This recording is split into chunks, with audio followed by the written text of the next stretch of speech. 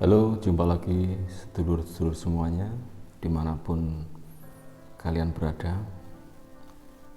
Saya berharap semoga sedulur-sedulur semuanya senantiasa di dalam lindungan Tuhan Yang Maha Esa.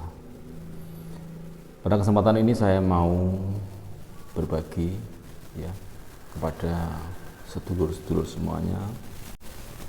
Kenapa saya melakukan, pada awalnya saya melakukan atau berniat melakukan meditasi cakra muladhara dan cakra swastisthana, karena pada saat itu saya mengalami gangguan, atau dapat dikatakan saya lebih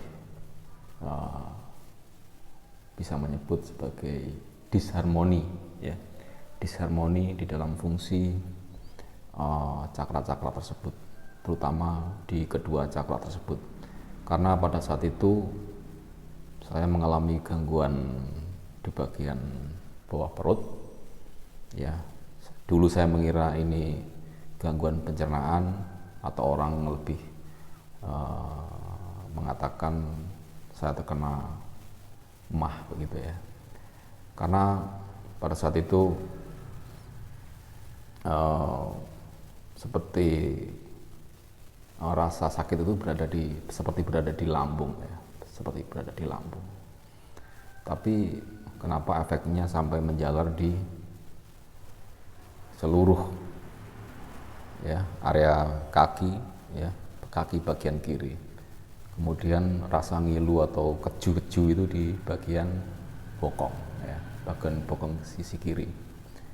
Tidak hanya itu saja, jadi efeknya tumbuh atau muncul bintik-bintik bintik-bintik di sekitar atau di bawah perut itu kalau digaruk gatalnya bukan main Saya melakukan meditasi, yaitu meditasi di cakra dasar atau cakra muladhara, dan meditasi cakra swastisthana atau cakra sek, karena meditasi di kedua cakra tersebut sangat berhubungan dengan keluhan yang saya derita. Dan saya tidak begitu yakin apakah keluhan saya ini benar-benar ada di lambung, atau mungkin ada organ-organ yang memang mengalami disharmoni, termasuk ginjal, karena di cakra swastisthana atau cakra sek itu berhubungan sekali dengan ginjal atau reproduksi tentang seksualitas seseorang. Yang pertama kali kita melakukan teknik-teknik pernapasan, teknik-teknik pernapasan tertentu untuk mengoptimalisasi cakra dasar atau cakra muladhara. Karena yang paling awal atau yang paling utama, kita memang harus melakukan optimalisasi kepada cakra dasar. Cakra dasar ini berada di antara kemaluan dan dubur, dan sangat erat hubungannya dengan tulang ekor. Ada saraf-saraf dan nadi-nadi yang memang berhubungan dengan tulang ekor. Ketika itu mengalami optimal dengan gejala-gejala atau efek-efek yang kita rasakan, mungkin berdenyut, terasa panas, kemudian rasa panas itu mengalir sampai ke tulang ekor, pada saat itulah cakra dasar kita mulai optimal.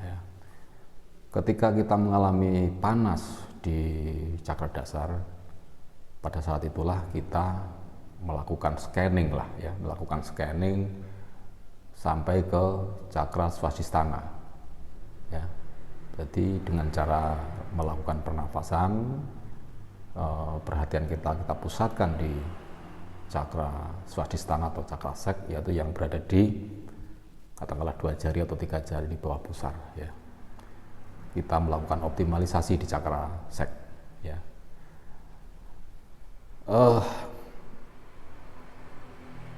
Meditasi itu saya lakukan berulang-ulang. Saya telusuri ginjal kanan, ginjal kiri, kemudian kembali ke cakra dasar, kemudian saya teruskan ke meditasi ke cakra sek, begitu seterusnya, berputar-putar begitu. Saya lakukan itu hampir setiap malam. Dan setelah beberapa katakanlah 1 bulan ya, ternyata keluhan saya yang semula saya mengira bahwa ini merupakan gangguan pencernaan, ternyata bukan. Itu ternyata ada di kandung kemih. Saya mengalami gangguan saluran di kandung kemih.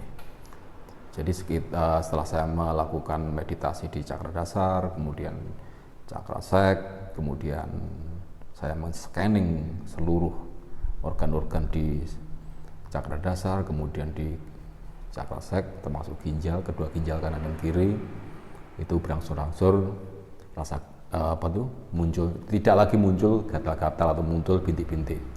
Saya tidak lagi merasakan ngilu di bagian sisi kaki kiri saya maupun di pantat saya. Ya, saya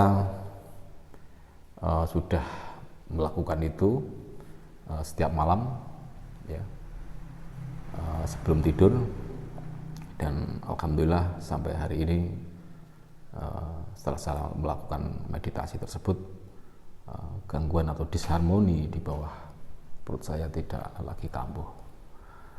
Itu yang bisa saya sampaikan. Mudah-mudahan pengalaman ini bisa bermanfaat bagi sedulur-sedulur semuanya. Salam.